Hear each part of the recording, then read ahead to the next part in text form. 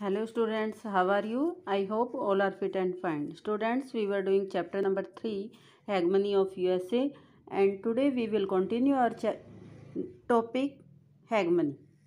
Okay आज हम अपना टॉपिक है वो कंटिन्यू रखेंगे। इसमें क्या है, हेगमनी बताया था। तो हेगमनी, यहाँ पर हेगमनी का मीनिंग आपने देखा है कि वर्चस्व, यानी कि पावर में कौन सा देश है, पूरे वर्ल्ड में सबसे सुप्रीम पावर क्या है, हम इसके बारे में यहाँ पर पढ़ रहे हैं। तो हमने हेगमनी का अर्थ किया है, वर्चस्व का अर्थ किया है कि वर्चस्व का क्या अर्थ है। अब वर्चस्व का अर्थ है सैन्य शक्ति के अर्थ में। वर्चस्व को, हेगमनी को हम देखेंगे कि मिलिट्री पावर के रूप में कौन सी कंट्री पावरफुल थी।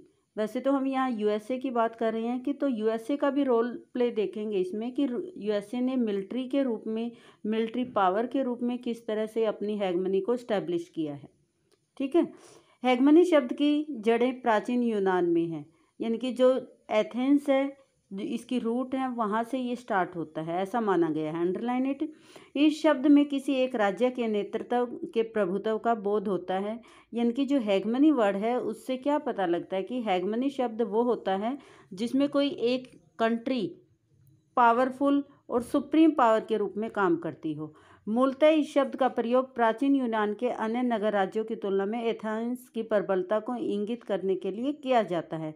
तो यहाँ पर क्या है, यूनान था जो यूरोप में है, तो उसमें क्या है, यूनान में जो एथेंस स्टेट था, ठीक है ना, एथेंस राज्य था, एथेंस कंट्री थी, तो उसमें क्या था, एथेंस सबसे पावरफुल था।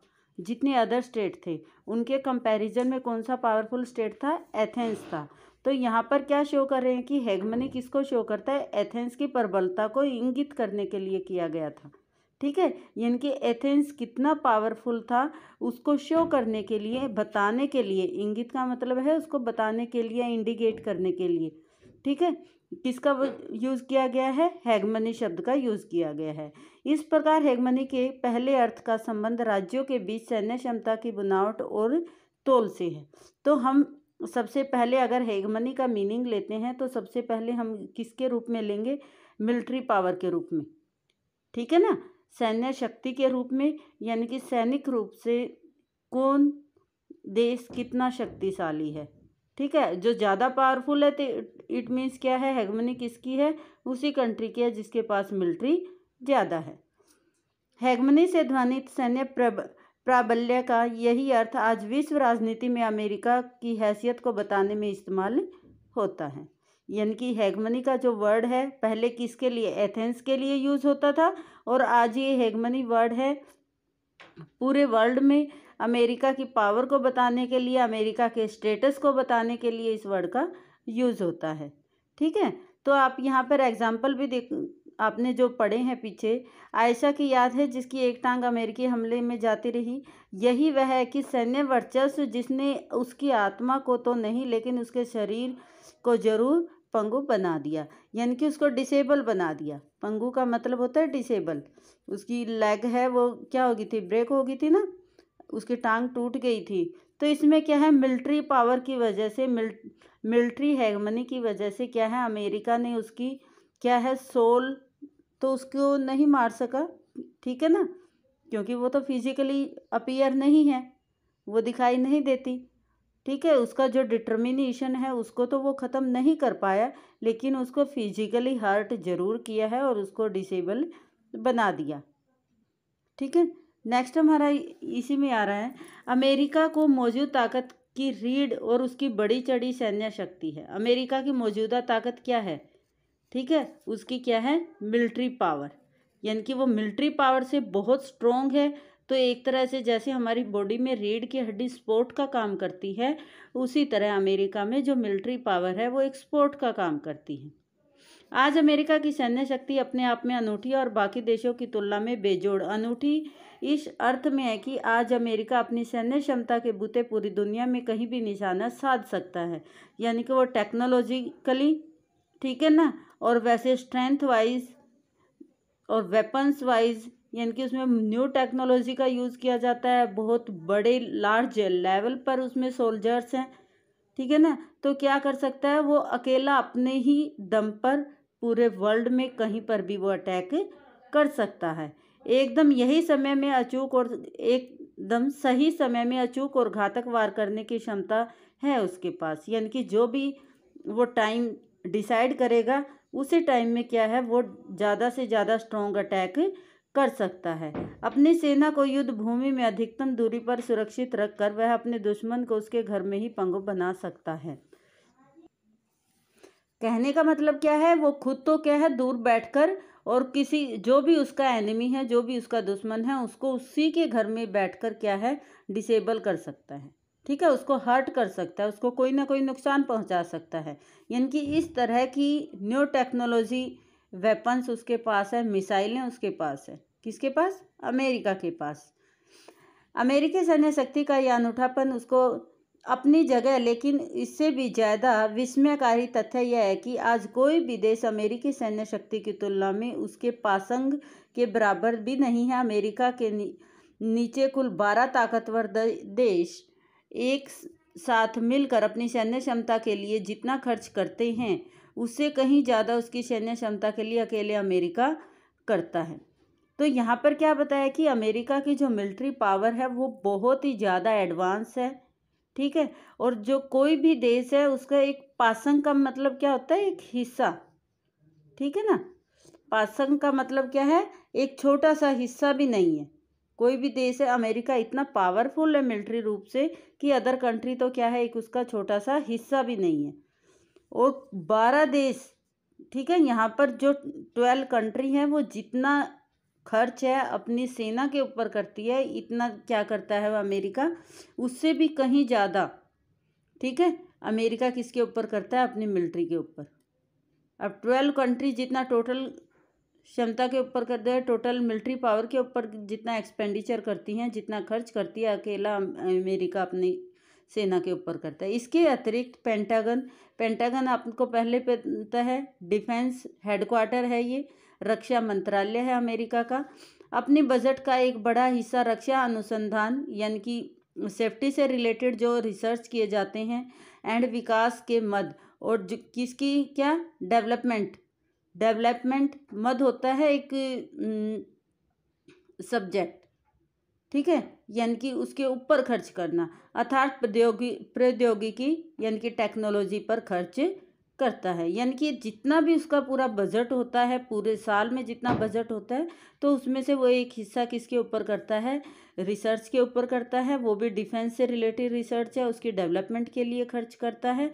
और टेक्नोलॉजी सिर्फ मिलिट्री। इस प्रकार अमेरिका के सैन्य प्रभुत्व का आधार सिर्फ उस सैन्य व्यय नहीं बल्कि उसकी गुणात्मक बढ़त भी है।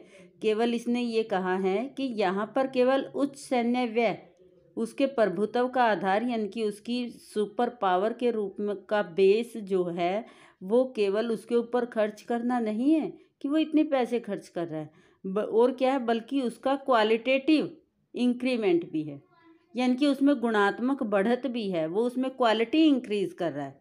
ये नहीं है कि सिर्फ पैसे पैसे खर्च कर रहा है, अपनी मिलिट्री में क्या है क्वालिटी भी इंक्रीज कर रहा है। अमेरिका आज सैन्य प्रौद्योगिकी के मामले में इतना आगे है कि किसी और देश के लिए इस मामले में उसकी बराबरी कर पाना संभव नहीं है। इसमें कोई शक नहीं कि इराक पर अमेरिकी हमले में अमेरिका की कुछ कमजोरियां उजागर हुई हैं। ठीक है, जब अमेरिका ने क्या है इराक के ऊपर अटैक किया है तो इसमें कोई ना कोई कमियां देखो सब में होती हैं। ठीक है, किसी की ज़्यादा नोटिस हो जाती है, किसी की कम नोटिस होती हैं, लेकिन कमियां सब में होती हैं। तो इराक पर जब उसने अटैक किया था, इराकी एंड्रिंग फ्रीडम यही था ना, तो इसमें क्या है इसमें उसको कुछ वीकनेस का पता लगा है। अमेरिका इराक की जनता को अपने नेतृत्व वाली गठबंधन सेना के आगे झुका पाने में सफल नहीं हुआ है।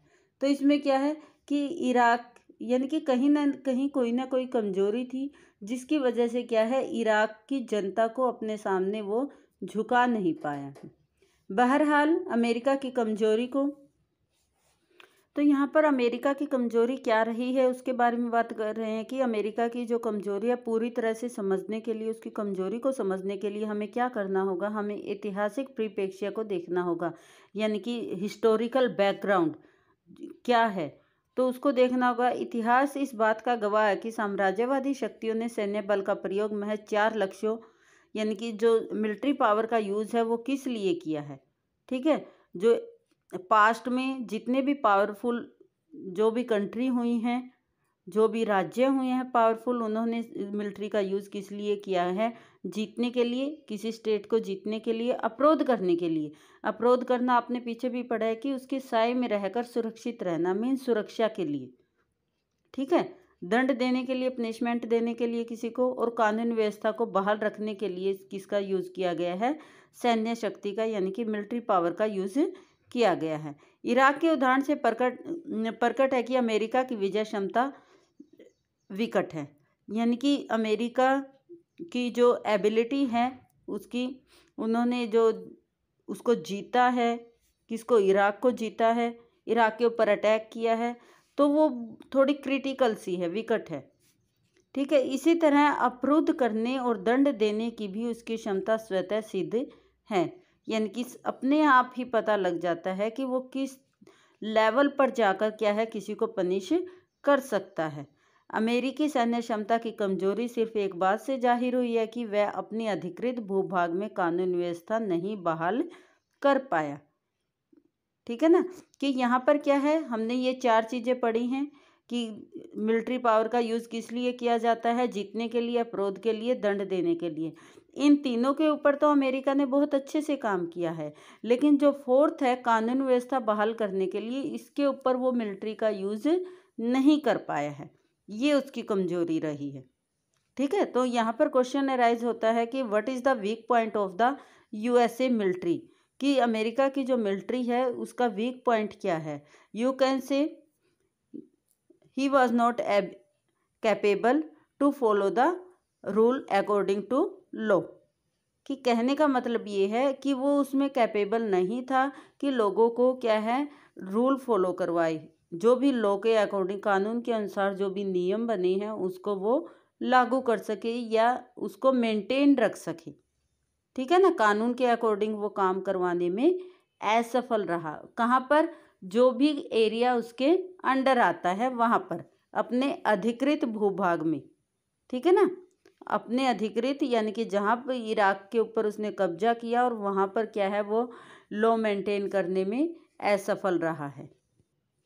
You can see in this picture, आप इस पिक्चर में भी देख सकते हो कि अमेरिका के जो मिलिट्री पावर के रूप में कि ये 12 कंट्री, यहाँ पर 12 कंट्री अलग से है और यहाँ अमेरिका इतना खर्च कर रहा है, ठीक है ना। यहाँ पर 12 देश हैं अपनी मिलिट्री के ऊपर, चीन है इन सब में सबसे ज़्यादा खर्च कर रहा है, उसके बाद रूस ज़्यादा खर्च कर रहा है, यानी कि 100 अगर रुपीज़ खर्च करने होते हैं, 100 रुपीज़ अकेला अमेरिका खर्च करता है और 100 रुपीज़ को 12 कंट्री डिवाइड करते हैं आपस में, और उसमें से भी सबसे ज़्यादा किसका है, ठीक है, सबसे ज़्यादा किसका है, इस चीन का, ठीक है ना। अमेरिका सबसे ज़्यादा खर्च कर रहा है, उसके बाद चीन है वो मिलिट्री के ऊपर खर्च करता है, रूस है, रूस के बाद फ्रांस आता है, ब्रिटेन आता है, जापान आता है, जर्मनी, इटली, सऊदी अरब, भारत, साउथ कोरिया, ऑस्ट्रेलिया और स्पेन।